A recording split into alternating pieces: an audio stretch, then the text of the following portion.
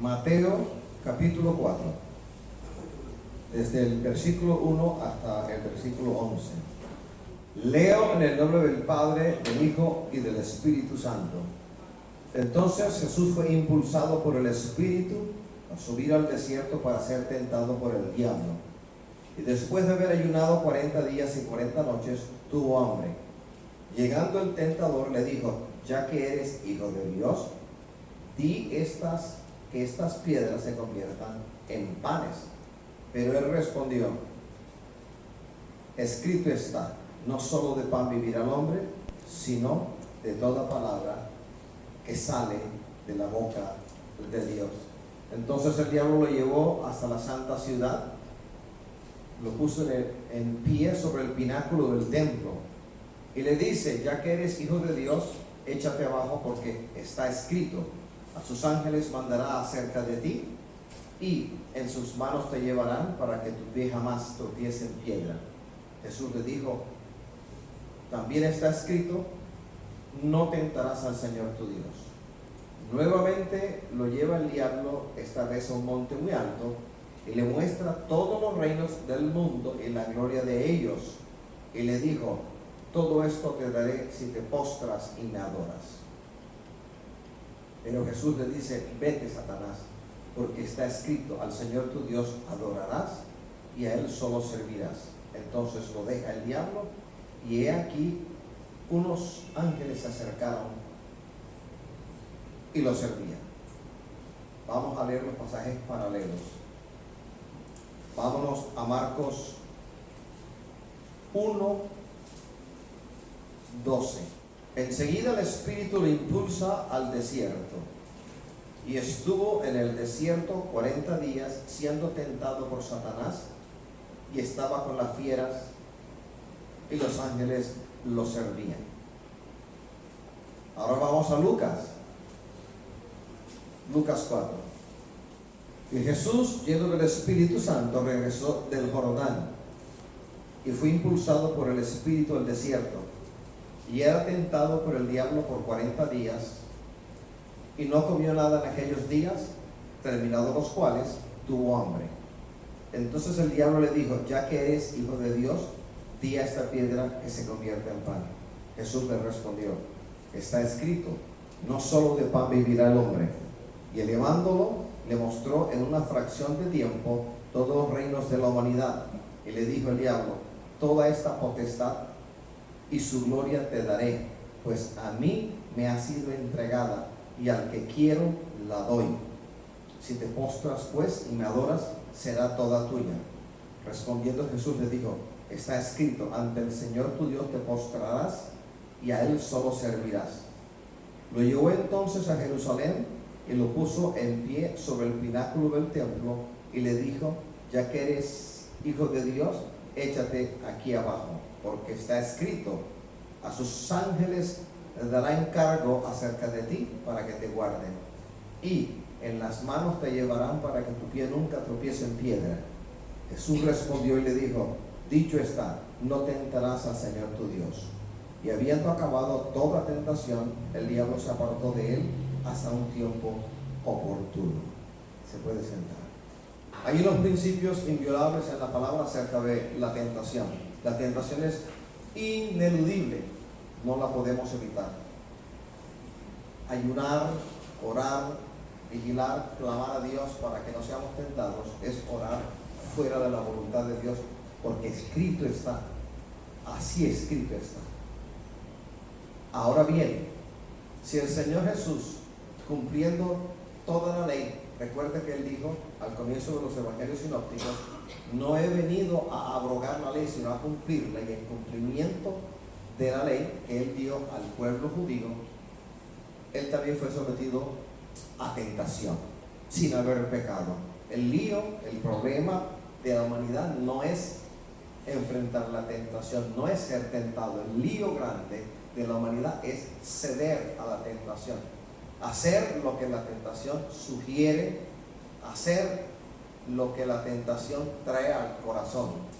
Ese es el pecado, ceder a la tentación. Y Jesús, reitero, en cumplimiento de la ley, fue sometido a todo.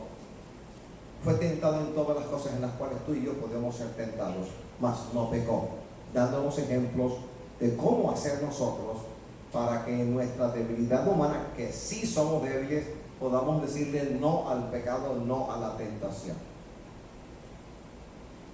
Nuestra fortaleza en la tentación es Jesucristo, el que fue tentado en todo y venció la tentación. Nuestra fortaleza en la tentación es Jesucristo el Señor, el que fue tentado y venció. Nuestro gran sumo sacerdote, que fue sometido a tentación, al cual podemos clamar cuando somos tentados, para decirle a la tentación no, en el poder de Jesucristo, en el poder del Espíritu Santo de Dios. Fue llevado del Valle del Jordán a un lugar más elevado. La Biblia dice al desierto. ¿Dónde predicaba Jesucristo el Señor? Donde predicaba el Bautista, en el Bajo Jordán, al lado este del Bajo Jordán. Allí predicaba el Bautista, allí empezó a predicar el Señor. Allí fue bautizado en aguas, cumpliendo la palabra, y de ahí fue impulsado, llevado, tomado por el Espíritu y llevado al desierto, dice la palabra, al desierto. Probablemente el agreste desierto de Judea, el sitio preciso que señala la tradición, que se ha llamado Cuarantana o Cuarantaria. Ese es el nombre que los judíos le dan al lugar de la tentación. Se trata de una roca casi que perpendicular de unos 400 o 500 metros, elevada sobre la llanura. Ahí probablemente el Señor fue llevado y fue tentado. El relato de Marcos, breve, Marcos 1, 12 y 13, es de mucha vivacidad, da fuerza al relato. Jesús fue bajo el impulso del Espíritu Santo, que lo constreñía, que lo impulsaba, y bajo el cual el Señor Jesucristo operaba. El relato de Mateo es más suave y nos da a entender la decisión voluntaria de Jesús. Y cada uno de los evangelios sinópticos agrega, nos da un pedacito para entender mejor lo que ocurre. A veces creemos que Jesús fue tentado al final del periodo de 40 días o 40 noches, y eso es falso. Aquí viene Lucas. Lucas nos da a entender, nos agrega un pedazo de esta narración y nos da a entender de que durante los 40 días, con sus respectivas noches de ayuno, fue tentado. No solamente al final, sino también durante los 40 días.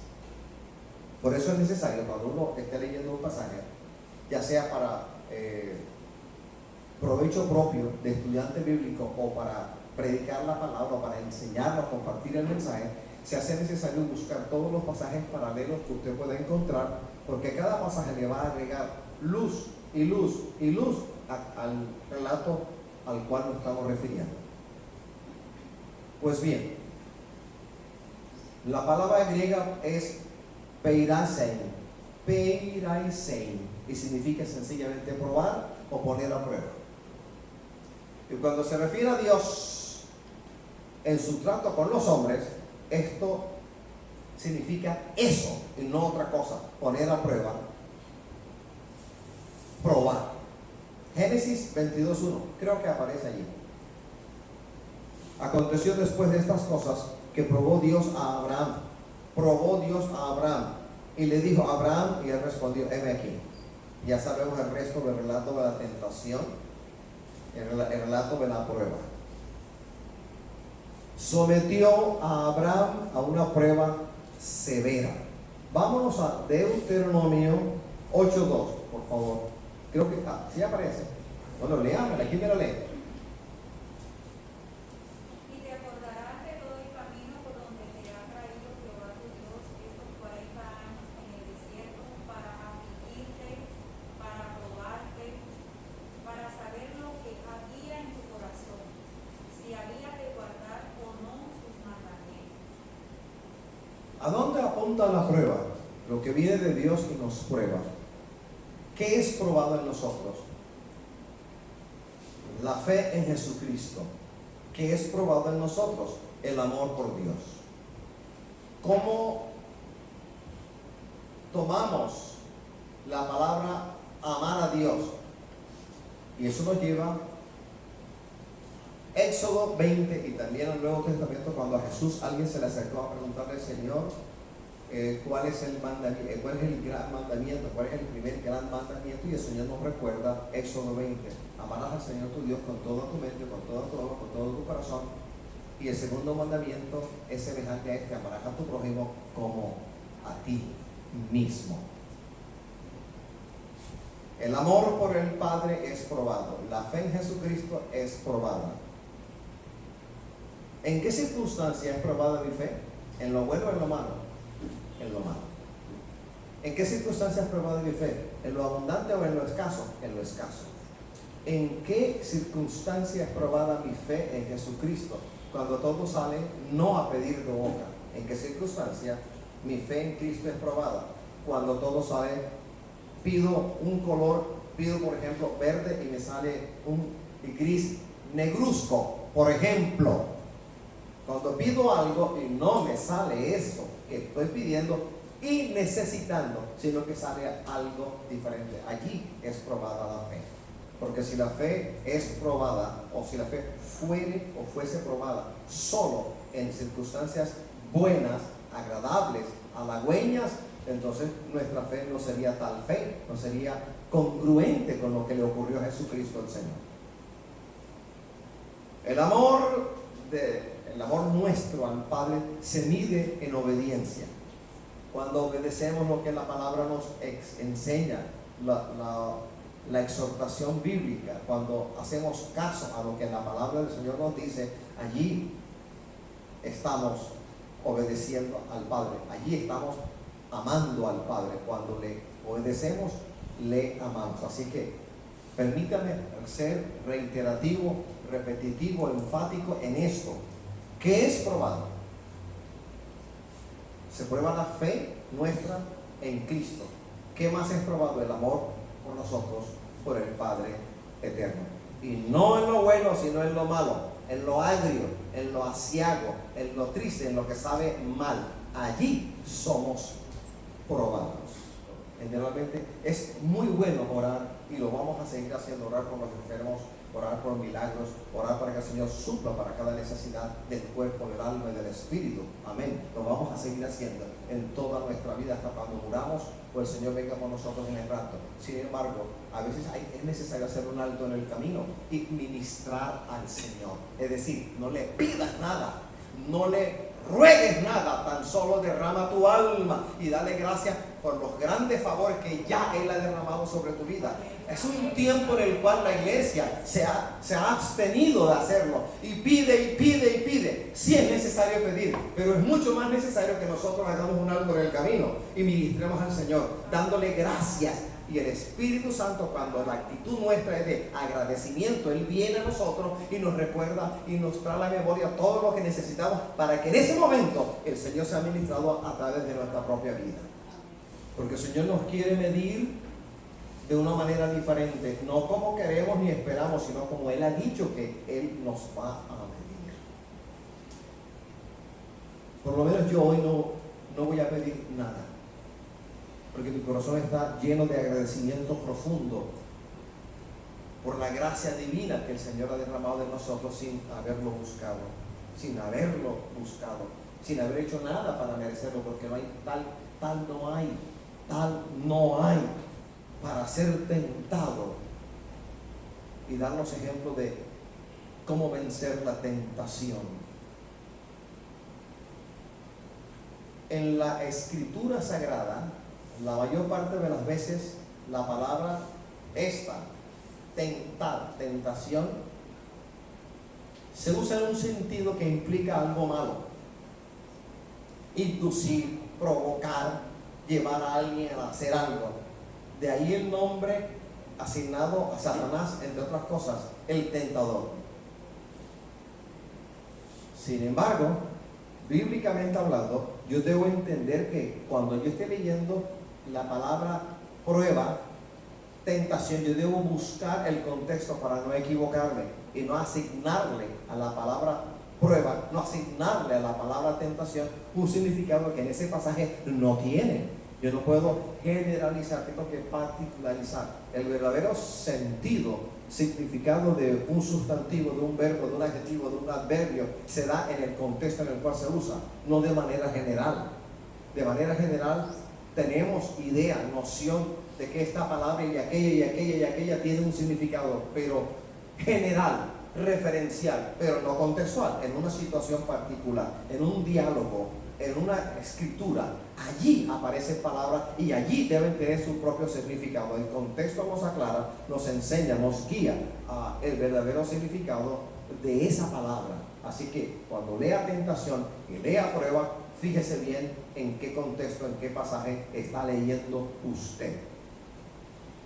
La expresión ser tentado, entonces la entendemos en dos sentidos.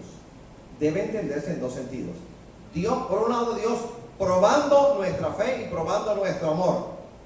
En el caso de Cristo, estamos hablando de la tentación de Cristo, probando su fe, y el maligno, por otro lado, queriendo apartarlo de su fe, de su fidelidad a Dios. La verdadera intención, el verdadero propósito de la tentación de Cristo no era hacerlo pecar, porque Él no iba a pecar, en Él no había nada de lo cual Satanás pudiese valerse para hacerle tentar, para caer. No, el verdadero propósito de la tentación de Cristo era hacer que Cristo enfrentara la tentación haciendo uso de los poderes sobrenaturales que siempre estuvieron en Él. Él vino, dice el capítulo 2 de Filipenses, Él vino a la tierra en semejanza de carne de pecado. Él vino a la tierra y se sometió al Señor. Él vino a la tierra en semejanza de borrego, en la semejanza de un cordero, en la semejanza de un siervo. Se despojó de sí mismo y se sometió al Padre en todo. Así que el propósito de Satanás era hacer que Él venciera la tentación haciendo uso de su poder, porque Él pudo haber dicho, tú te apartas.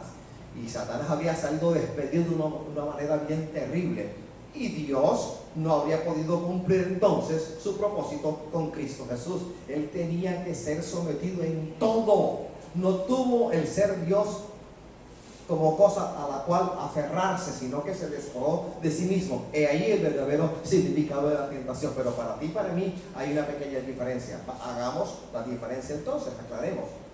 Yo me comparo con Cristo, la tentación y mis propias tentaciones. En Cristo no había ningún material del cual el diablazo pudiera valerse para hacerle pecar. No había nada. Es decir, la tentación del diablo dirigida al Señor no tuvo eco en nada en lo que en Él había. Pero en mí sí. Porque tú y yo descendemos de Adán y de Eva, de Ish y de Isha. Y al decir que descendemos de ellos dos, significa de que de ellos dos heredamos epitumia, naturaleza pecaminosa que está en nosotros. No vaya a pensar que por tener varias décadas de cristiano evangélico significa de que la tentación ya no nos puede tocar. No piense tal cosa, porque se equivoca. Hermano, ¿y hasta cuándo? Hasta cuando estés vivo. Cuando te mueras, desaparece eso. Cuando Cristo venga por la iglesia de rato, desaparece eso. En tanto no haya muerte física en nosotros, ni rapto o arrebatamiento o parucio del Señor, estaremos siempre constreñidos con algo que está dentro de nosotros, en nuestra propia herencia, en nuestra propia genética, en nuestra propia naturaleza, que se llama epitumia. Se llama epitumia en griego bíblico. ¿Y sabe qué es epitumia? Concupiscencia. Yo sé que en el argot popular y también en el argot de las iglesias cristiano-evangélicas, cuando se habla de concupiscencia, ¡epa!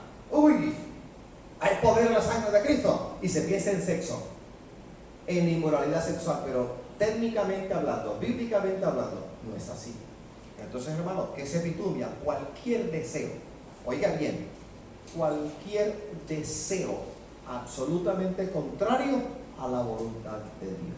Es decir, si yo quiero predicar en la iglesia, restaurando el tabernáculo, yo quiero predicar, lo tengo en mi corazón. Y si el Señor no quiere que yo predique, no por lo menos este año, no este mes, eso es epitumia. Ahí estoy pecando yo, ahí estoy siendo tentado por Satanás. ¿De qué material se vale Satanás para tentar al ser humano? Algo que está en nosotros, lo que hemos heredado, epitumia, naturaleza adánica, pecaminosa y media. Cristo, nuestro gran sumo sacerdote, capítulo 5 de Hebreos, fue tentado en todo. Así que tenemos un gran sumo sacerdote al cual acudir. Él mismo fue tentado en todo para socorrernos a nosotros en la tentación.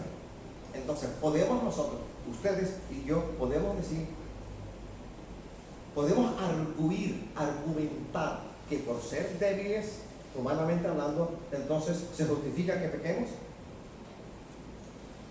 Y ante Dios no. Ante los hombres, como tú digas. Ante ti mismo, como tú digas. Pero no ante Dios. No ante Dios. No te puedes autojustificar. Ay, Señor, es que yo soy débil. Más bien mentiroso. Ignorante, porque no estudias la palabra. Y no conoces la palabra.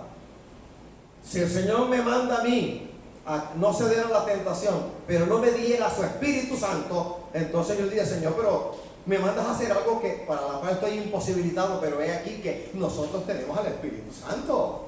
Somos templos del Espíritu Santo. Él ha venido a nosotros, hemos nacido de nuevo. He ahí que en virtud del poder que hay en nosotros, del Espíritu Santo, a la tentación por muy grandota que sea, le podemos decir no, no y no. Alabado sea el Señor. Hebreos 2:18 dice: pero en cuanto él mismo padeció siendo tentado, es poderoso para socorrer a los que son tentados. Alabado sea el Señor. Hermano, y la tentación, ¿cuál es la oferta de la tentación? Ganancia de cualquier naturaleza, placer de cualquier índole. Eso ofrece la tentación. La tentación, la trama de la tentación es ofrecernos algo que va a dar placer o va a dar ganancia. Nos ofrece obtener algo bueno a través de hacer algo malo. He ahí la mentira. He ahí el anzuelo. He ahí en el anzuelo la carnada. La carnada que ofrece viene con placer, o viene con ganancia, o viene con ambas. Alabado sea el Señor. Hermano, pero ¿cómo así? Hemos hablado y sabemos por la Biblia que la epitumia, la concupiscencia, no solamente se refiere a inmoralidad sexual, sino a cualquier cosita que haya en nosotros, cualquier cosita. Vamos a hablar el lenguaje nuestro, porque así hablamos, es una cosita, y ante el Señor es una cosota. Cualquier cosita o cosota que sea contraria a la voluntad de Dios para nosotros, eso es epitumia, eso no está bien delante del Señor. No está bien. Lo que sea, no hay excepción de nada, no la hay. Dios no lo acepta, a Él nadie lo puede engañar. Él todo lo ve, Él todo lo discierne. Cualquier cosita, lenguaje típico para que una cosita. Cuando hablo de tentación, estoy hablando de ti, estoy hablando de mí. Ahora vamos a la tentación de Jesús. En Jesús no había epitumia, no la había. Él no heredó eso. Se hizo hombre, se hizo humano. ¿Y quién fue su padre?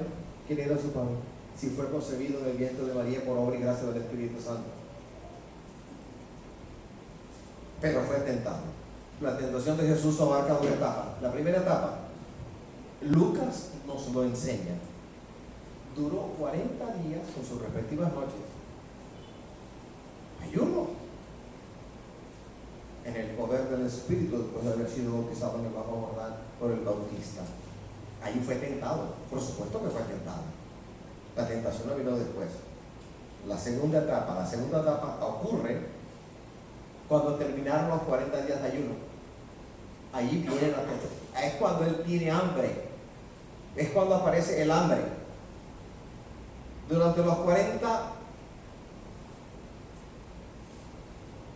días con sus noches, que es un eco de los 40 años que pasó el pueblo de Israel para entrar finalmente por el este frente a Gilgal, a la tierra prometida.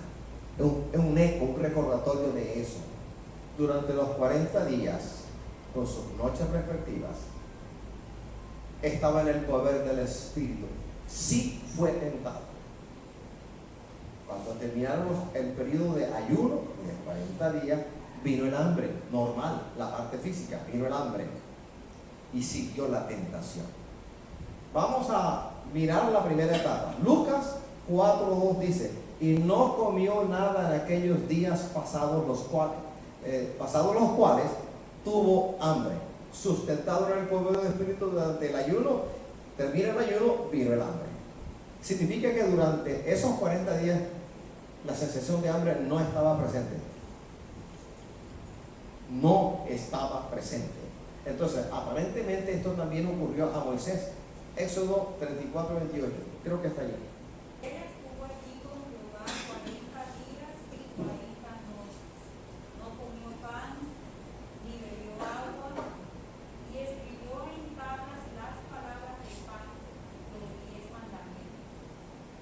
En 40 días, una persona sin alimento se deteriora y puede morir perfectamente, ¿oye? Pero cuando está en ayuno, que es un ejercicio espiritual y sustentado por el poder de Dios. ¿Y qué de Elías? Elías también. Primero de Reyes 19:8, ¿qué dice? Se levantó pues y comió y bebió, y fortalecido con aquella comida, caminó 40 días y 40 noches hasta Horeb. Alabado sea el Señor. Un poder sobrenatural le fue impartido al cuerpo del Señor, al cuerpo de Moisés, al cuerpo de Elías, al cuerpo del hermano Gille Ávila, que también ayudó 40 días. Alabados al Señor. Por el relato de Marcos 1:13 y el de Lucas 4:2, creemos que Jesús sí fue tentado durante los 40 días. Marcos agrega algo nada grato, dice, estaba con las fieras, lo que añade terror a la soledad en la cual estaba el Señor. Segunda etapa, se presenta ya la sensación de hambre y el tentador la aprovecha, y es cuando viene. Mateo 4:3 dice, ahí creo que ahí aparece, hermano, léamelo. Y vino a él el tentador y le dijo, si eres el Hijo de Dios, di que esta piedra se convierta en pan. ¿Sabes qué cito ahí? Deuteronomio 8:3. Vamos a leerlo.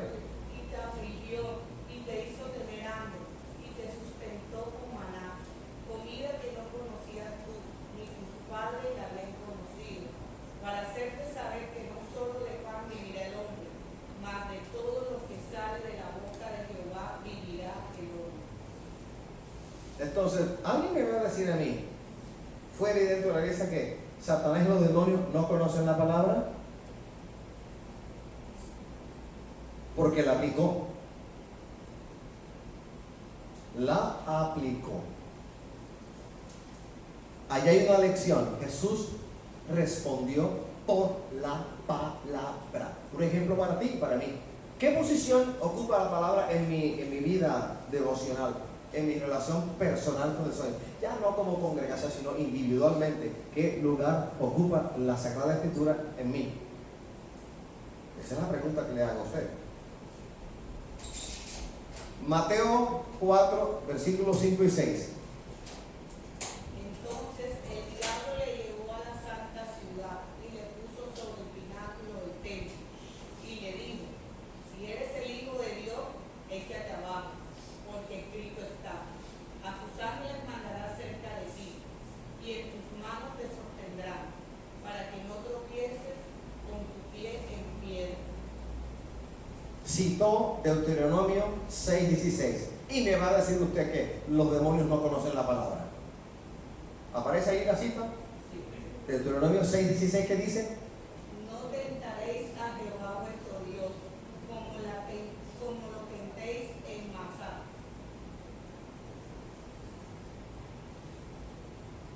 Mateo 4, del 8 al 11. Otra vez le llevó el diablo a un monte muy alto y le mostró todo, los reinos del mundo y la gloria de ellos. Déjame ahí. los reinos del mundo y la gloria de ellos. ¿De qué está hablando la palabra allí?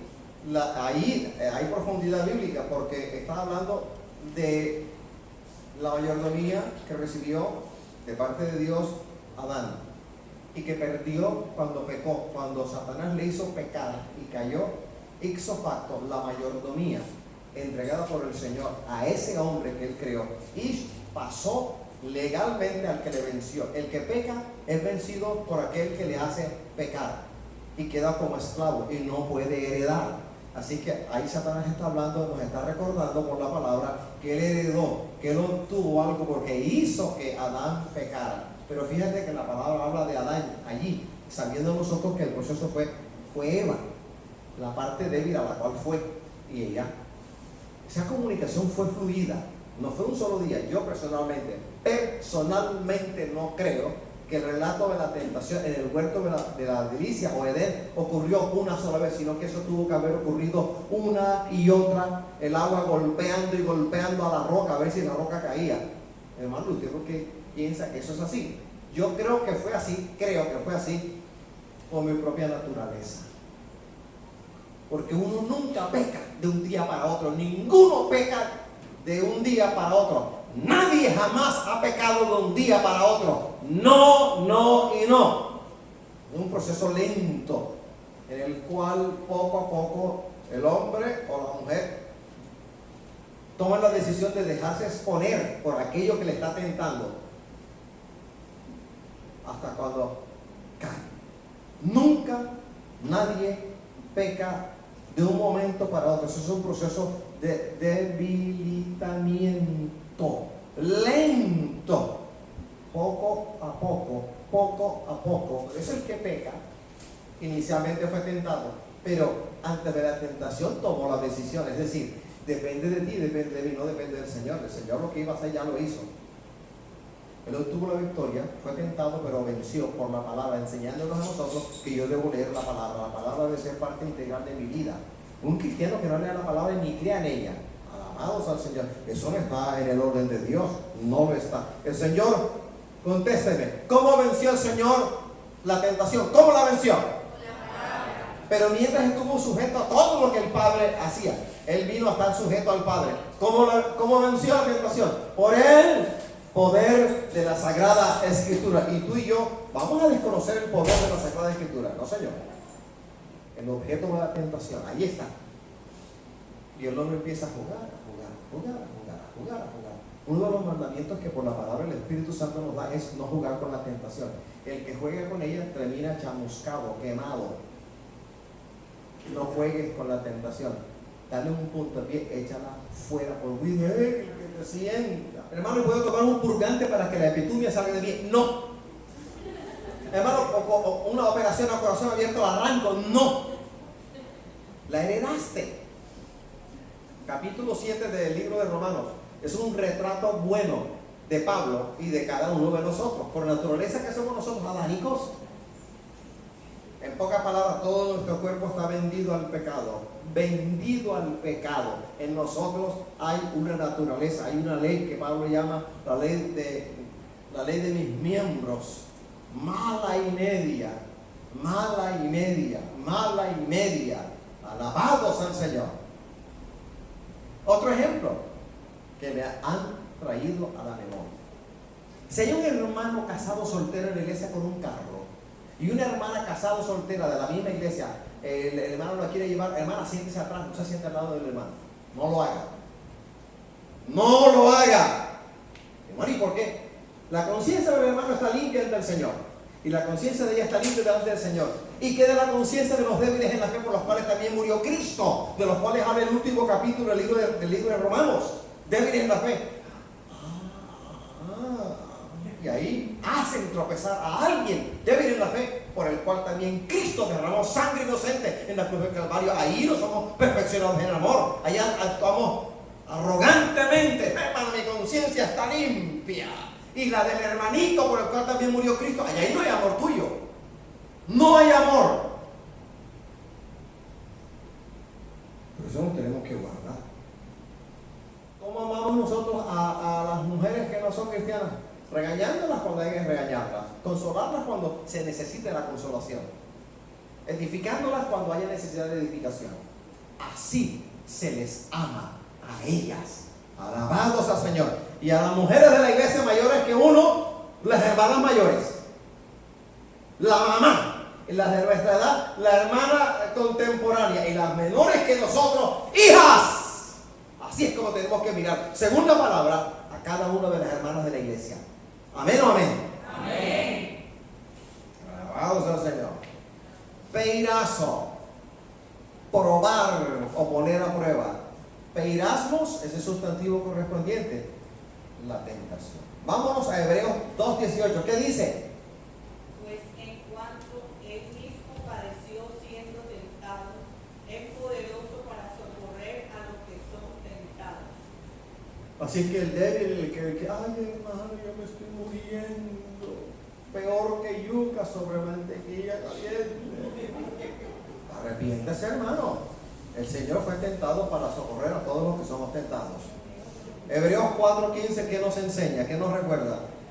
Porque no tenemos un sumo sacerdote que no pueda compadecerse de nuestras debilidades, sino uno que fue tentado en todo según nuestra semejanza, pero sin pecado. En la tentación que Cristo soportó, en Él no había nada que pudiera responder al pecado, pero en nosotros sí. En nosotros sí. El pescador le tira la carnada. Pobre cachama con hambre, los ojos, el ambiente en el cual se mueve le dice que algo está ocurriendo.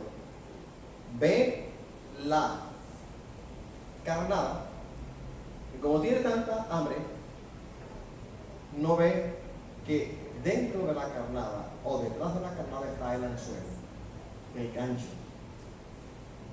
La ve y se dirige, todo su cuerpo va para allá, para morder.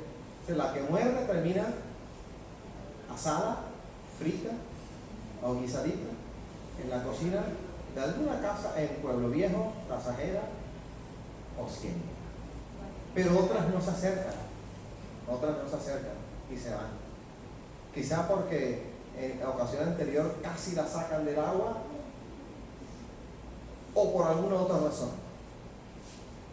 Todos los peces no son sacados, no son pescados, capturados de igual manera.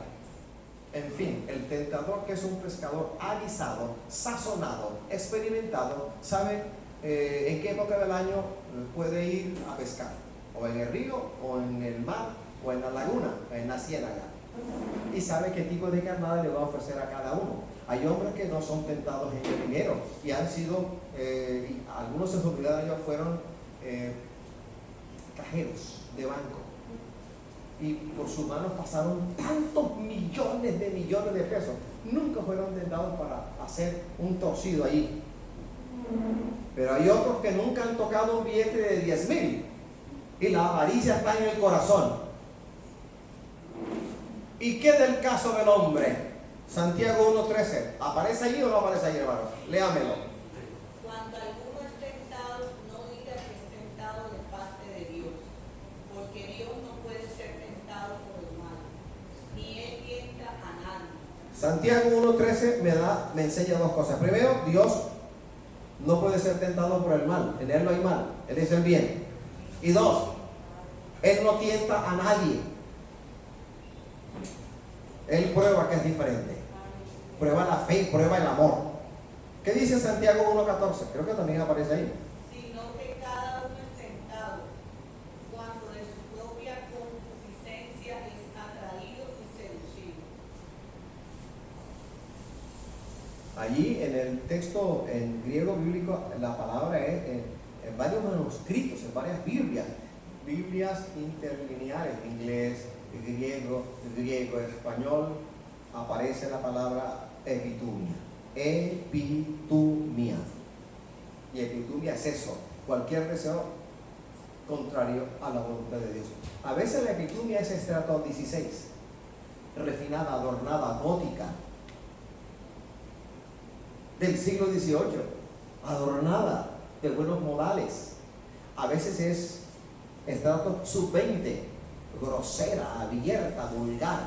Como fuere que fuere, no deja de ser epitumia, no deja de ser naturaleza pecaminosa, no deja de serlo. Ahora, lo que te tienta a ti no necesariamente me tienta a mí, y lo que es mi tentación no obligatoriamente es lo que a ti te lleva a tentación. No, pero todo por igual.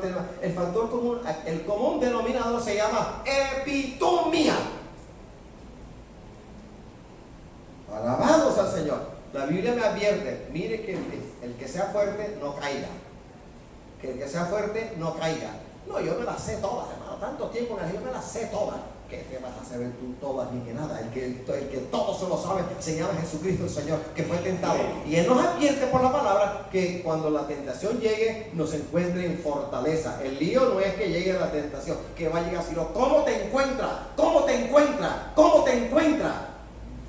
Chismoseando, hablando, rajando de medio mundo. O te encuentra, si te encuentra en el poder del Espíritu Santo, el tentador llegará, intentará, porque yo sé que cuando la tentación llega, no llega una sola vez, sino que intenta, hasta cuando ese periodo pasa. Así como durante el año, el mango, por ejemplo, no florece durante todo el año de manera seguida, sino que de manera natural, no artificial. Hay ciertos meses en los cuales no hay mango, hay otros meses en los cuales sobran los mangos. Así es, se llega, se asienta, se establece en un hotel y dice, voy para allá, y voy, toco, a ver cómo te encuentra. Y tú lo sabes, y yo lo sé. Alabado sea Jesucristo, Señor. Ahí no podemos engañar a ninguno. Ahora, esa no es la palabra que te quiero predicar. No, esa no es la palabra. He usado, ¿cuál es el título del mensaje? Nuestra fortaleza en la... ¿Quién es tu fortaleza en la tentación? El Espíritu Santo. Si digo Cristo, estoy hablando del Espíritu Santo, porque todo el Espíritu Santo toma de lo de Cristo y de lo del Padre y nos lo trae a nosotros. Así que nosotros tenemos una fortaleza para decirle no a la tentación. Por un lado está la ignorancia nuestra, falta de lectura de la palabra. Por otro lado está también nuestra falta de consagración. Esa es responsabilidad nuestra. Por otro lado está la naturaleza humana de meterse donde no han invitado a uno. Y por otro lado está el tentador, demonio de cuanta cosa. Hay demonios especializados para hacer que el cristiano escuche una voz que crea que es del Espíritu Santo y le trae doctrina de error. Doctrina de error. ¿Sabes cuántos pastores no son tentados para cambiar la sana doctrina? Estás predicando muy fuerte, se te van a ir. Mira que ni en Miami ya predican así, ni en Puerto Rico ya predican así, y tú sigues predicando de una manera antigua, antediluviana, perónica, precámbrica, cavernícola. Adáptate, porque todo es adaptación.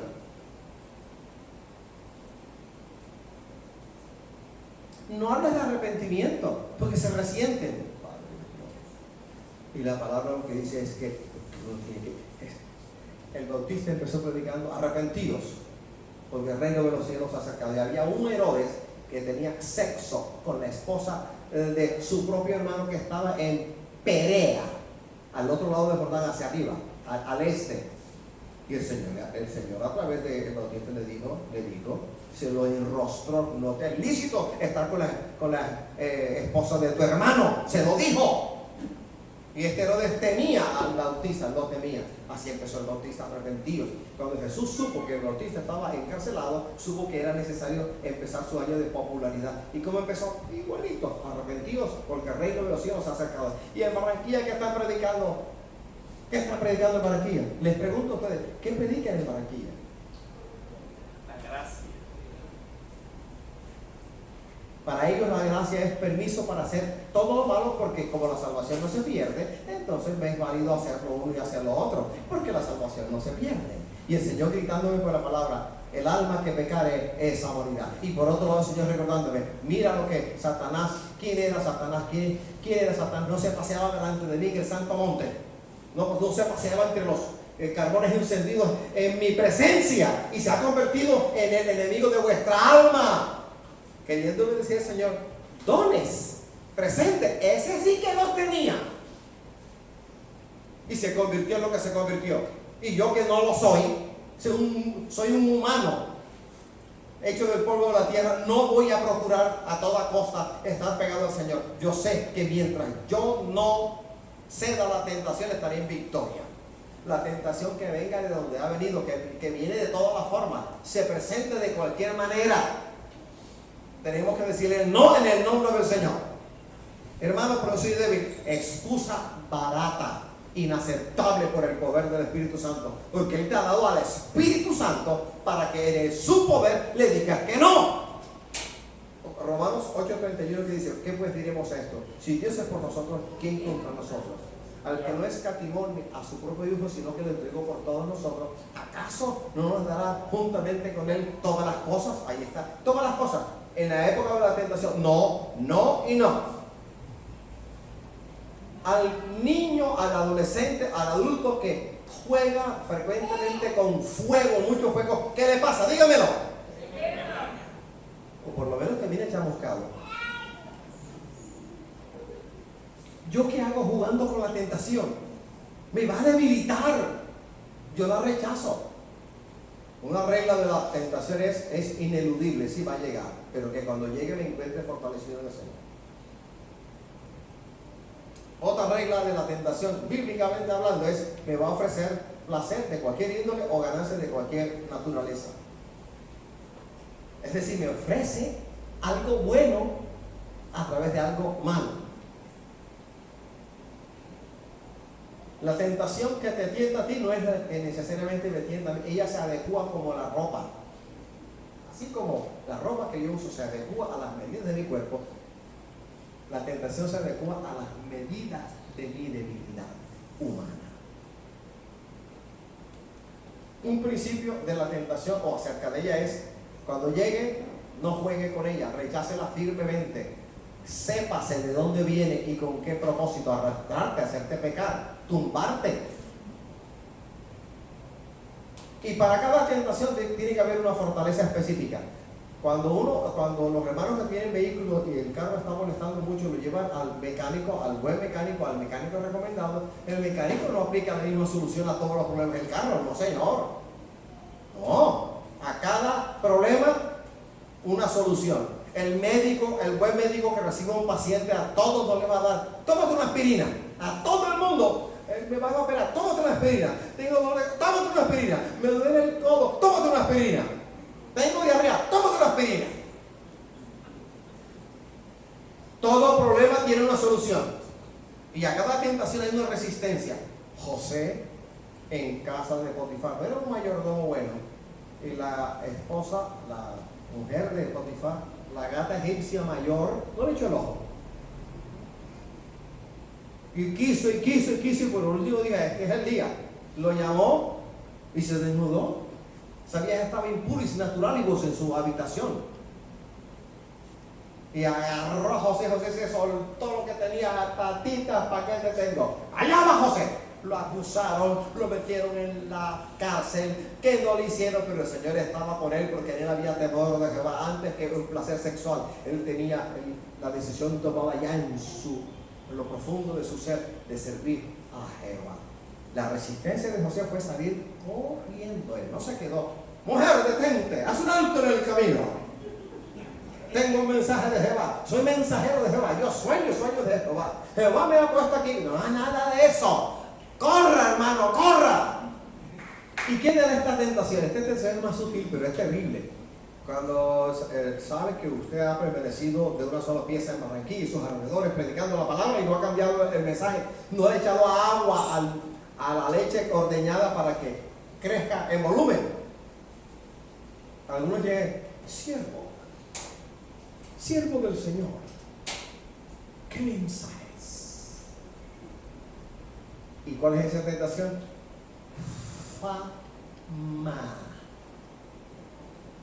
soberbia. ¿Qué mensajes? El otro día iba en mi carro por ahí, escuché el mensaje y yo dije, yo lo conozco. Y a los que estaban conmigo, ese es fulanito de tal. Ese hombre predica con una profundidad, bla, bla, bla, bla. Pero te lo están diciendo a ti, a ver si tu corazoncito hace así. Y se hincha como globo con helio, para luego apoyarlo con un tremendo de cuchillo. ¡Chuf! ¡Puf! Y hasta ahí llegó el hermano. Si cuando eso ocurra, uno tiene que decir, no sé, hay que ver a los ojos. No se lo queda viendo los ojos, hermano. Eso fue por el dedo de Jehová, yo. La gloria del Señor y mío el gozo de servirle, que yo no soy merecedor de eso. Pero, hermano, pero usted sabe, ahí cambió, ahí viene el plan B. Hermano, pero usted sabe, tentaciones que van, tentaciones que vienen. Hermano pastor, ¿usted por qué me está hablando de tentación hoy domingo? Porque yo sé que está siendo tentado. Las tentaciones están como un menú gigantesco en varios idiomas. A la vuelta de la casa, a la vuelta de la esquina. En el caso de Jesús, fue tentado en todo, dice la palabra, en todo lo que un ser humano puede ser tentado. Todo lo que vino contra Jesús lo resistió.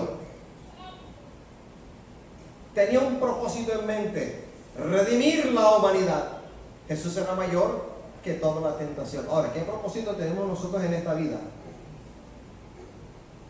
Tengo que recordar la palabra. Por ejemplo, Job 31, uno dice: hice pacto con mis ojos, ¿cómo pues había yo de mirar a una virgen? 4:25, proverbio que dice: tus ojos miren lo recto y diríjanse tus párpados hacia lo que tienes delante. Uno se dirige por metas, uno tiene metas o no, uno tiene propósito. ¿Y cuál es tu propósito? Mi propósito es estar para siempre, eternamente con el Señor en su gloria. Y para conseguir eso, nada me va a detener, nada me puede detener. ¿Y saben de quién es la decisión?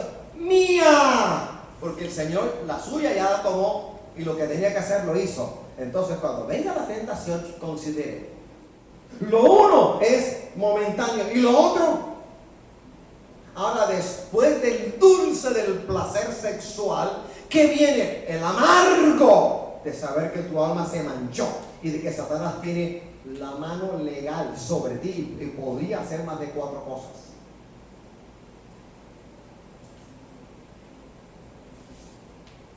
Hay algunos que consideran, bueno, si peco, me arrepiento ya, no pasa nada. ¿Cómo sabes tú que nada pasa? Si en el momento de pecar te da un infarto violento, se te revienta el corazón, o se te revienta algo en tu cerebro y no vas a tener tiempo de arrepentimiento. No juegues con la salvación, no juguemos con la salvación, no juguemos con la salvación. El Señor tenía el propósito de redimir la humanidad. ¿Y nosotros cuál es el propósito?